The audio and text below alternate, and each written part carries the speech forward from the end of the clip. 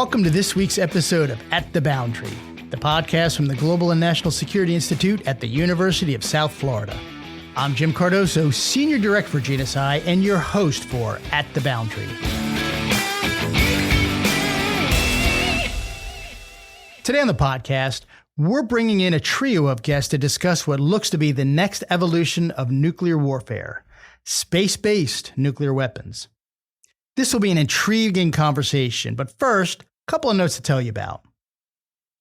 The latest GNSI research publications are now available on our website. Dr. Lyndon Young has written a research article on seabed mining, a comprehensive examination of what may be the answer for advancing critical mineral independence. Just go to publications and then click Research Articles. Linda's article is a great introduction into the topic of deep sea mining and critical minerals, which will be the focal point of our next Florida Security Forum, scheduled for October 20th to the 22nd at the USF St. Pete campus. Be on the lookout for more information on the conference in the coming weeks. Also, GNSI Research Fellow Dr. Guido Rossi has written our latest GNSI decision brief, which takes a closer look at the politically tense and legally gray situation surrounding the U.S. military base at Diego Garcia in the Indian Ocean. The United Kingdom's discussions with Mauritius to transfer sovereignty of Diego Garcia creates significant issues for the U.S. in terms of strategic influence and power projection. It's available on our website. Go to Publications and click on Decision Briefs. On our YouTube channel, we posted a fascinating discussion between GNSI's Dr. Todd Schmidt and Dr. Jeff Collins, assistant professor at the University of Prince Edward Island and former senior policy analyst at Canada's Department of National Defense. Collins argues that Canada is a vital part of North America's defense and that cooperation between the U.S. and Canada is a cornerstone for regional security. Considering ongoing geopolitical tensions between the two nations, it's worth your time. Check it out on our YouTube channel. All right, time now for our feature conversation. Nuclear weapons in space was discussed in depth during GNSI Tampa Summit 6 in March. One of our speakers from that conference is here to further explore this disconcerting development. Peter Garretson, a senior fellow in defense studies at the American Foreign Policy Council. He's joined by Richard Harrison, Vice President of Operations and Director of Defense Technology Programs at AFPC. They co-authored a special report for AFPC that warns it is increasingly likely the U.S. will confront the reality of a nuclear explosive device in space. Moderating the discussion is GNSI non-resident fellow and retired U.S. Army Colonel Dr. Todd Schmidt, who's also Chief Academic Officer at the U.S. Diplomatic Studies Foundation. The three of them got together recently to have a comprehensive conversation on nukes in space, today on At the Boundary. Let's begin. And my name is Todd Schmidt. I am the Chief Academic Officer of the U.S. Diplomatic Studies Foundation, Director of the Command and General Staff College Foundation's Simon Center for Ethical Leadership and Interagency Cooperation, and I am also a lecturer at the University of Kansas. I've been invited by GNSI and the University of South Florida to do this podcast, which I'm very excited to be a part of, based on my background with space and missile defense.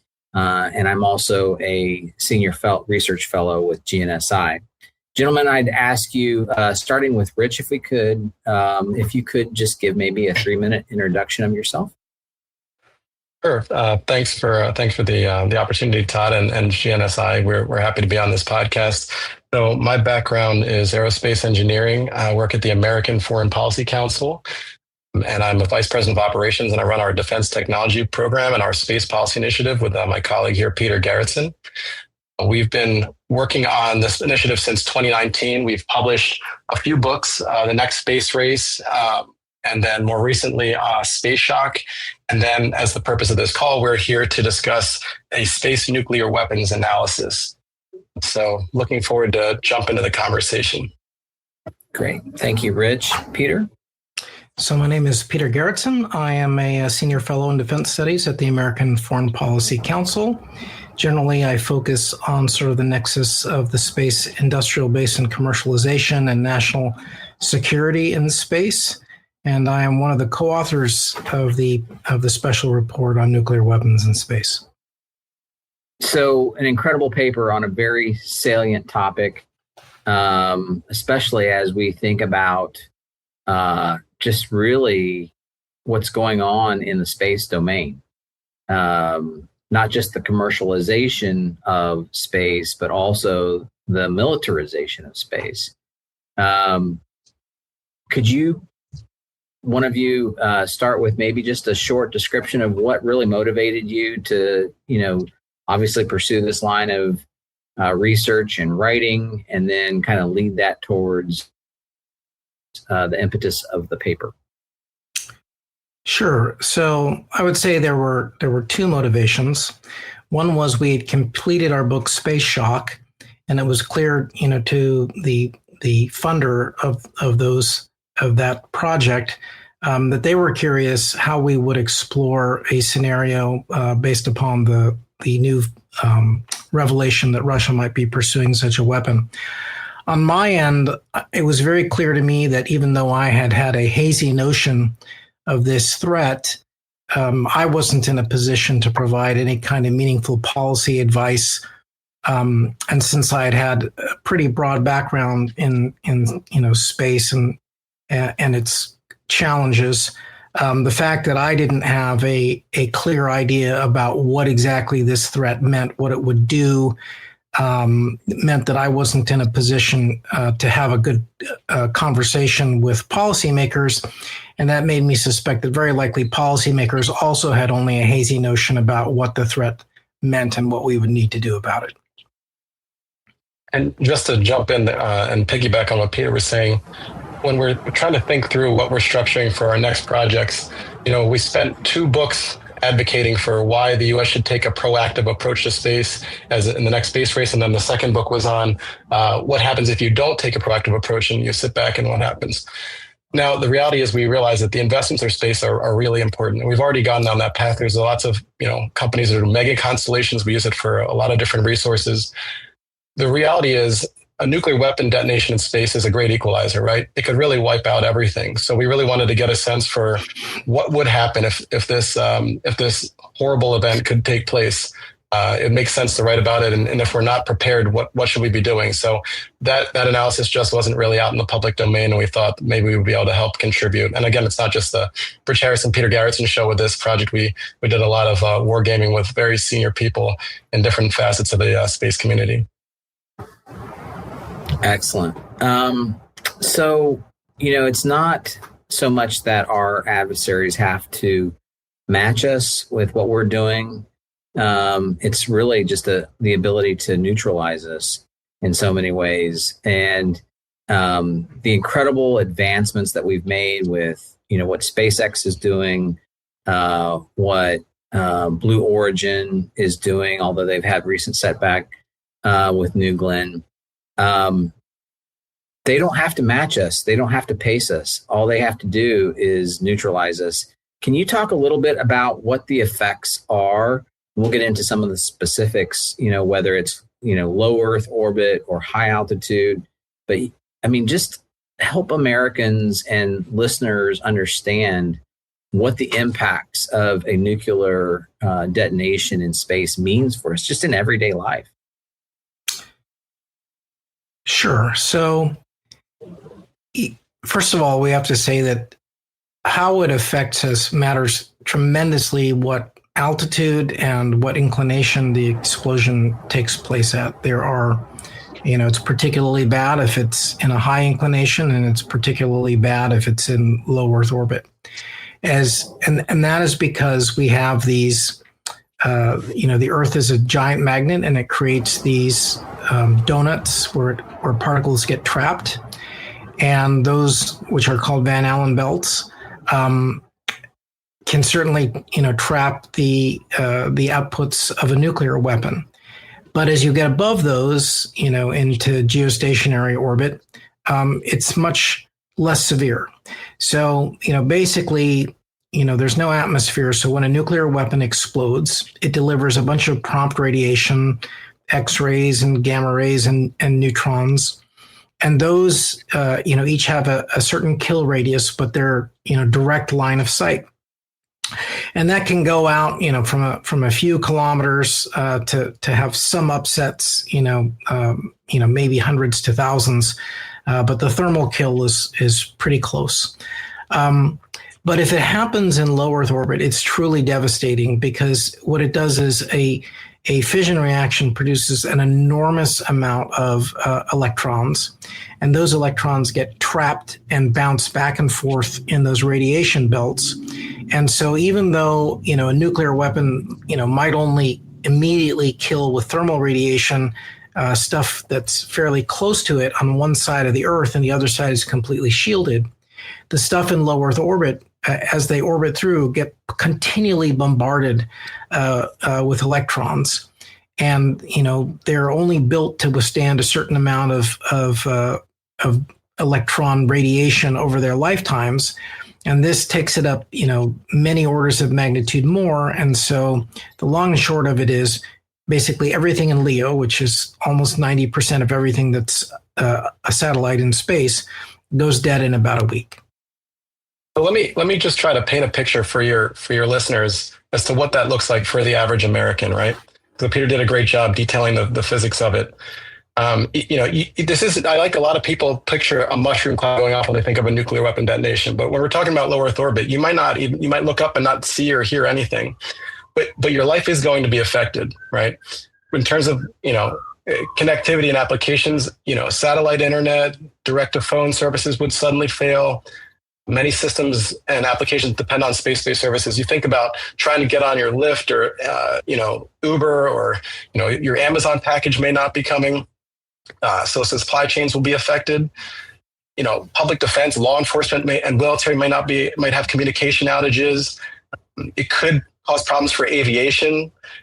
You're not going to be able to understand what the weather is going to be like, because all these things are so satellite dependent. So while you may not have these horrible, immediate deaths from a city being destroyed by a nuclear weapon, there's going to be a lot of effects that you're going to feel immediately or within a couple hours after a detonation. Yeah. So, obviously, some folks might describe some of those challenges as first world, problems, but the incredible impact that could have just within the medical environment and how that could impact, like you mentioned, first responders or our military or things like that. Incredibly impactful response. Just for a contrast, though, we've talked about a little bit about low Earth orbit and how much we've really begun to leverage that commercially and militarily. Talk about a little bit, if you would, please, the high altitude and what impacts that might have as well. Well, a high altitude nuclear explosion could be comparatively discriminate, because most satellites are not close to each other. And so, the open source of our previous anti-satellite that the United States, had in the Cold War suggests that the thermal kill radius, was less than 10 kilometers. So in theory, that might take out just one or two satellites, but then it depends on, which satellites those are. So you'd probably need to take out more than one to really affect the global positioning system and timing. But it could also go after, our nuclear missile warning satellites. That would be an extremely big deal, and that would make the United States worry that it was a precursor to a nuclear strike and force us to posture differently. There are also nuclear command and control sites, that you could, take out individually, or as a coercive, measure. You might, you could imagine somebody like taking out, a Taiwanese satellite or, a Ukrainian, geostationary communication satellite, just to show their anger and seriousness. So tremendous impacts to not just everyday life and, convenience, but just in terms of our own national security, the impacts of this threat or this sort of phenomenon, obviously, very profound in terms of not just, Americans in the United States, but also our partners and allies. Not just from a national security perspective, but from an economic perspective, could be very devastating. Can we maybe shift focus now and talk a little bit about some of the recommendations and what your findings have kind of led you to as you've thought through not just the impacts and the threat, but also, some of the very basic as well as, maybe operational and strategic recommendations that you've come up with as well. Let me jump in and start off here on this, and then Peter, he can go into the more detailed things. I think it's important that the listeners understand that a big part of this analysis was looking at a couple different scenarios. The first scenario is where we suspected that a nuclear weapon would be put into orbit. Now, if a nuclear weapon is suspected in orbit, what we realize it's very difficult. One of the key findings, it's very difficult to detect if that's actually accurate. How do we ascertain whether something's actually in orbit? Do we have the technology to use and examine a satellite on orbit and figure out what's on there? That's a very, very difficult decision to try to make. So that can have premature escalation risks if you know or don't know something's on there. So one of the things is we have to understand what are the recommendations. Well, we need to expand our space situational awareness. We need to invest in tools for attribution in that kind of a scenario. And in a second scenario, we looked at, well, what if an adversary tells us that they're putting a weapon on orbit? Well, now we have to understand, is this a credible threat? Again, the same thing. How do we know that they're not bluffing, that they don't have something on there? And what are so let's say we do have a threat that's on orbit. What are our response mechanisms? What can we do to address that threat? Is there a proportional deterrence, or what kind of escalation guidance do we have? These are all difficult questions when we have that kind of a situation. And then on a third scenario, when there is a detonation that actually goes off in low Earth orbit, for example, that would be a catastrophic problem, as we discussed, right? You have massive satellite losses. There's cascading debris from that because there's something called the Kessler syndrome, where satellites continuously collide, and there's just an incredible amount of debris in orbit, and all that radiation that's in there. How do we address the radiation? We don't have a way to what we call depump the Van Allen radiation belts with this. We don't have a way to get all that debris out of orbit.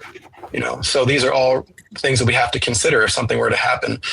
And then even in a very high Earth altitude orbit, there's a detonation. How do we address that? So I just want to kind of set the stage, and Peter, you can go into more of the recommendations now based on the four different scenarios that occurred. Yeah. So, at the high level, the United States, needs the kind of instrumentation that we can confirm or disconfirm that a nuclear weapon is on orbit.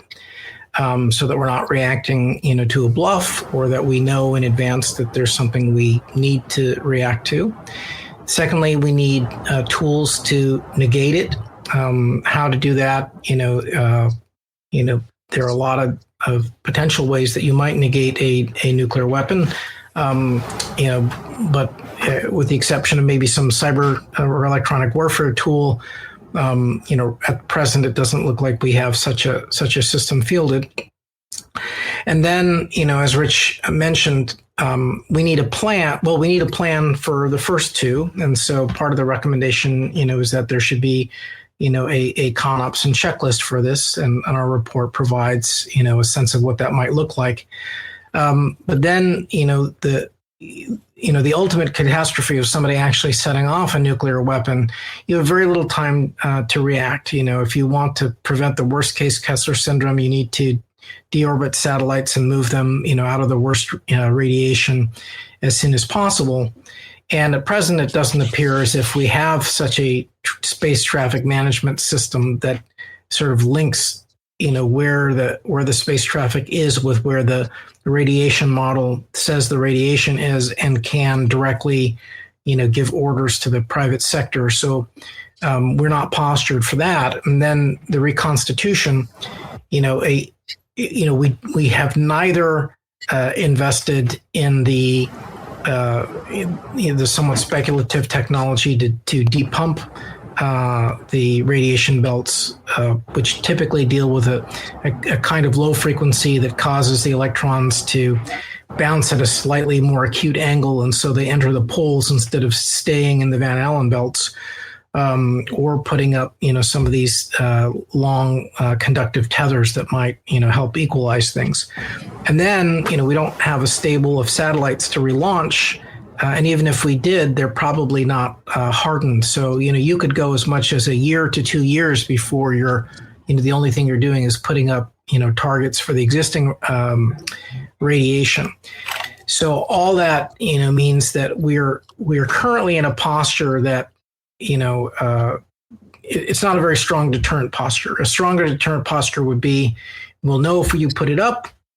We have ways of taking it out before you detonate it. And even if you detonate it, you're not going to stop us from prosecuting, a response, because, we have postured ourselves to depump and repopulate. Thanks, Peter. Thanks, Rich. So as we kind of think about, some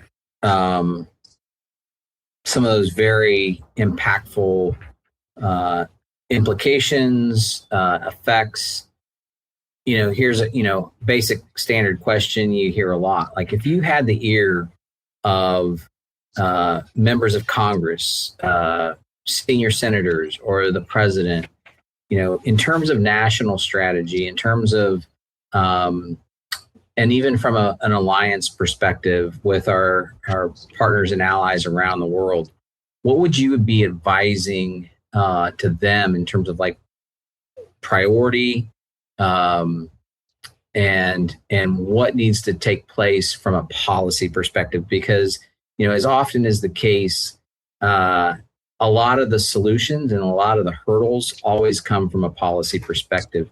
Any recommendations or thoughts as you would think about that scenario? You're advising senior leaders on national strategic policy.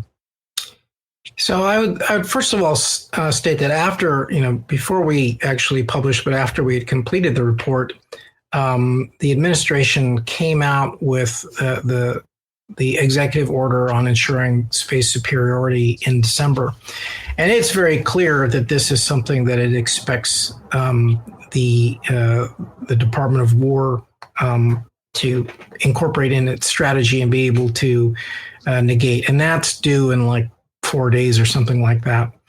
So, one would think that ought to be enough in terms of policy. But, in our own case, we went a step further and, actually wrote a prospective executive order assigning tasks for this specifically. And that's one thing that you could do from the White House level. From the congressional level, I would say that, first of all, there needs to be a clear, tasking in law, to U.S. Space Command and U.S. Space Force to have a concept of operations to deal with this and what the Congress thinks is suitably comprehensive. And then the Congress really needs to resource the technology end of things that allows for the development of confirmation, disconfirmation, negation, and then, depumping and reconstitution, which are not inexpensive things. And even though this might appear to be a low probability event, principally because any actor who does it, is not just going to hurt the United States, they're going to hurt everybody. So if Russia does this, they're also going to be injuring China. If China did it, they'd be injuring, everyone in the world. It's a very indiscriminate weapon. Nevertheless, it's something that's within the capabilities of basically every nuclear power to do. And it certainly, upsets the table. And, the strongest way you can prevent somebody from doing something like this is for them to believe that it's ultimately going to be, ineffective, that, even with the losses that they could impose upon them, it would not negate the ability of the United States to accomplish its aims, including retaliation. Rich, anything to add or? No, I mean, I think Peter's right. I mean, the quick answer is just the things that we need to invest in, what we call left of launch, right? The best defense is just to make sure you can detect it before it even gets put in the sky, right? Before it even gets launched. If you can make sure that weapon never gets to orbit, there's no better thing than that. So investing in what we call left of launch capabilities, and then, you have to have detection capabilities on orbit as well. And then just, again, as Peter mentioned, debris removal and radiation belt remediation programs. If you do those things, then we're going to be in a much better place than we are today. Although what Rich brings up, is another thing. There are not kinetic and non-kinetic left of launch options, but there is the dissuasion left of launch thing, and certainly the United States has tried very hard to go the diplomatic route and make sure, by sort of calling Russia out, in front of the world, that this is inconsistent with them having signed the Outer Space Treaty. And even though, you can't really enforce international law, the linkage of that, with other things that nations want can have a dissuasive effect. So I think it is appropriate that we, used our diplomatic cards to try to forestall this, from getting any closer to reality. Yeah. So, we have a few minutes left, and we've talked a little bit about, obviously national strategic policy impacts at that level. We've talked obviously on the everyday level, how it can impact Americans. But, sometimes, the biggest challenges are, sometimes in our own processes, sometimes in our own, organizational structures. We see stovepipe challenges. Peter, you mentioned, Spacecom and Space Force. Stratcom, I think, would also have some overlapping responsibilities here. A lot of challenges when you think about, more tactical or operational issues can be how our combatant commands have, carved up the globe. Any recommendations as it relates to cross-domain or cross of operations challenges as threats cross man-made boundary? Any thoughts there? Because that can be, challenging those stovepipe hurdles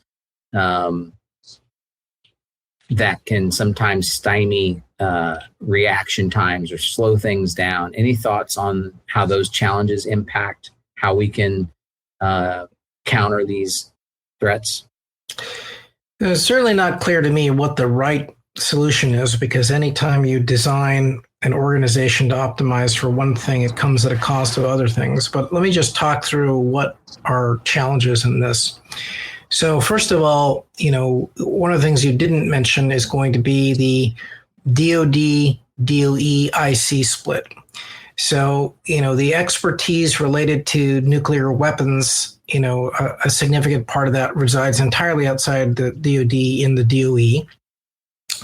And so accessing that expertise, and passing back and forth the proper cleared stuff is likely to be an issue. Then, organizations that are likely to have, the subtle pre-war, pre-operational tools, to know about it, potentially to diagnose it, and potentially to, in a less than public way, undermine it, likely, may reside in the intelligence community. Then, you've got this odd reality where it's a nuclear weapon that could be perceived rightly or wrongly as a precursor to a first strike. So strategic command is going to have an interest in that. One option to negate it is likely going to be a Golden Dome interceptor, which it looks like is going to be the responsibility of U.S. Northcom. And then, of course, all this is taking place on the military side in the area of responsibility of U.S. Space Command. And it is going to directly affect their equities and their ability to prosecute and support anything else. And then, in either of the scenarios we explored, one of which would be, U.S.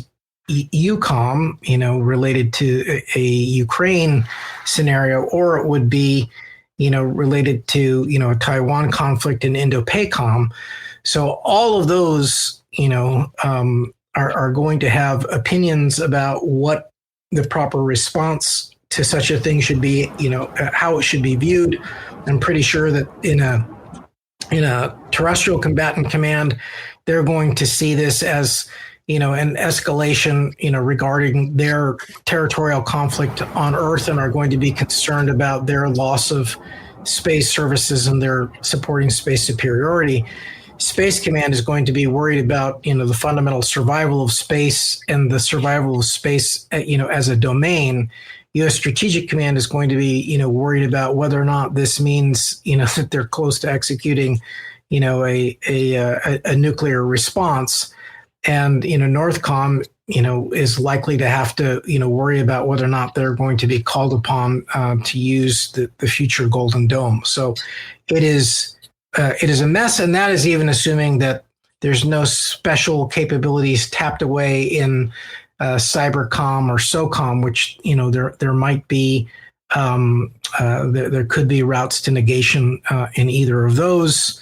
And then, I would guess both the command and control and the response for U.S. For Global Strike Command is also going to be a concern. So, a scenario like this is probably as bad as it gets, or as close as bad as it gets for coordination, very short period coordination among all the major combatant commands and intelligence community and DOE. So it pays to have practiced in advance. No doubt.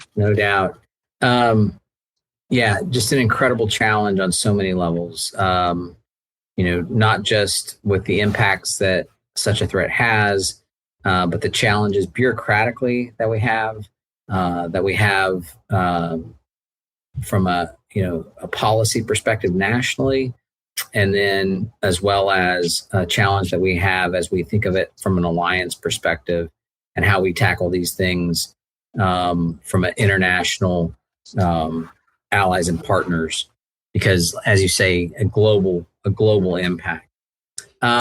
Just kind of wrapping up and closing, any parting thoughts, any parting recommendations, any recommendations on how we think about future questions to be asking, research that continues to need to be done, not just maybe by you and kind of where you're pointing your intellectual efforts, but where you would suggest that other scholars interested in this domain, where they might be looking. Well, for my part, I definitely, we were really hoping specifically to take the debate to a higher level with this report. And, we've really written it for the layperson, there, anybody in any allied nation, any congressional staffer or congressperson should be able to digest this report. It's very no nonsense. Of course, for those who are developing, the actual tools to, detect, mitigate or respond, they're going to want to have a much higher level of detail that likely is in the classified realm. And, it certainly would be interesting for future researchers to think through what different postures, how, like a wargaming sort of way, what sort of different postures lead to different behaviors, by the aggressor. Do you get to a deterrence posture where it's just like, oh, in this circumstance, I'd rather not do this, depending on, what you field or don't field. And then, the last thing I would say is that the options for reconstituting from below, in the first year or so, if you haven't sort of pre-positioned, your mitigation options are not terribly good. But we're at this amazing point right now in a space where we could be creating an in-space industrial base. And if we start now in a decade, we might be able to manufacture, entire satellites or significant portions of satellite fleets, on the moon or from asteroids, and be able to build back from above. And so that, I think, is an opportunity for what they call space mobility and logistics and in-space assembly and manufacturing that meets a compelling national need that so far I think is unexplored. And just to add to Peter's comments, in terms of an area for policy exploration, there were 2 studies that we talked about briefly but didn't actually really report on for recommendations. And there was a scenario where China would have a nuclear weapon in space and use it as a potential option for planetary defense. And then another scenario where they actually detonated it as an option for planetary defense. So just to consider those options is something to someone wants to carry the ball forward on that. And when one thing we didn't talk too much about, we talked about the confusion with all the different U.S. government agencies and within the military about how to move forward with this. Making sure that we're working with our allies, because obviously this is a scenario where if something is detonated in space, it's not, again, as you've alluded to, it's not going to affect just Americans. It's going to affect everyone around the world. And so to the degree that we can work with our allies on improving these technologies for remediation or addressing this scenario where there are threats in space, that'll be to the better of us. Thank you, Rich, and thank you, Peter. Some tremendous challenges, and I feel like we've covered opportunities and challenges. I think from the tactical up to the strategic, to the global strategic, and really addressing questions that not only can students and intellectuals and academics begin to think about, research, and consider in terms of their adding to the body of knowledge, but also the actions and questions that policymakers need to be asking and thinking about from a policy perspective. I can't thank you both enough for not just contributing your study and your analysis, but participating in this podcast, and to GNSI and the University of South Florida for sponsoring this kind of conversation that really, for those listening, has national and frankly global impact. So thank you both. Very much appreciate it, and look forward to seeing more of what you contribute to this important issue. Thank you, Todd, and to USF and GNSI. I really appreciate the opportunity to get the results of the report out to more folks. Yeah, we really appreciate it. Thank you all, team. Special thanks to Dr. Peter Garretson and Richard Harrison of the American Foreign Policy Council for their discussion on space-based nuclear weapons. Also, thanks today to Dr. Todd Schmidt, GNSI non-resident senior fellow and the chief academic officer at the U.S. Diplomatic Studies Foundation. While the concept of nukes in space is a frightening one on many levels, it's becoming a reality that the global society has to deal with. Next week on the podcast, we'll be joined by Dr. Jacob Holzer. He's played a crucial role in the development of our next GNSI Policy Dialogues, a virtual event releasing June 24th on our YouTube channel. Jake is an Air Force veteran who's now assistant professor of psychiatry at Harvard Medical School. It was his idea to examine national security through the lens of mental health and human behavior. It's a truly fascinating topic, and we're looking forward to our conversation with him on the 22nd and release of the Policy Dialogues just 2 days later. If you don't want to miss that episode or any other episode, be sure to like and subscribe to At the Boundary on your favorite podcast platform. And we thank you for sharing some time with us today. You can find GNSI on YouTube, LinkedIn, and X. Be sure to follow, like, and subscribe. Tell your friends and colleagues as well. And be sure to sign up for our monthly newsletter. You can find all this on our website, usf.edu/GNSI.